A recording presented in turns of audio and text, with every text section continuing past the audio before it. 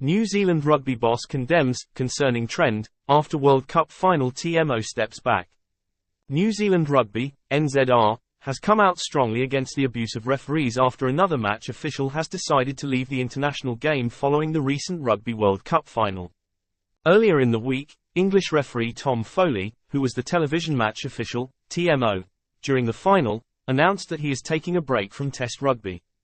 Foley cited the abuse he received after the World Cup final in which South Africa claimed a narrow 12-11 victory over New Zealand at the Stade de France in Paris. The 38-year-old, who has been a match official for more than 10 years, was busy during the match and was forced to intervene on several occasions. Foley was part of an all-English team of officials which also featured Wayne Barnes as referee and Carl Dixon and Matthew Carley as his assistants. Death threats to Barnes and Foley. After the final, it was revealed that Barnes received death threats, and Foley also confirmed recently that he was subjected to similar abuse.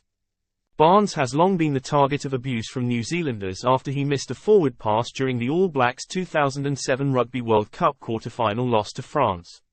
Speaking after the NZR's final board meeting of the year, the governing body's chief executive, Mark Robinson, condemned the abuse of match officials and said there is no place for it in the game, regardless of level.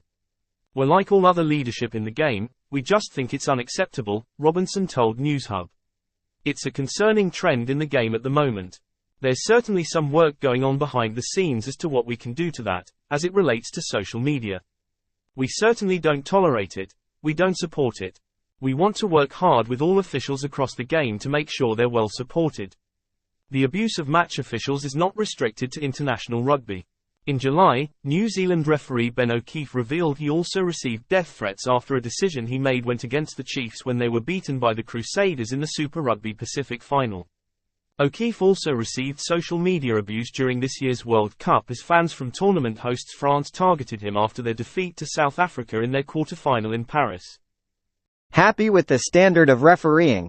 Robinson, though, outlined NZR's belief in its current group of officials and the faith they have in those coming through the pathways in their system.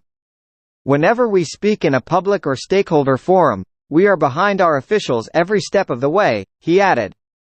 "We've got amazing match officials here in New Zealand. We've got a world-leading group coming through at the moment that we're massively excited about over the next 4-year cycle.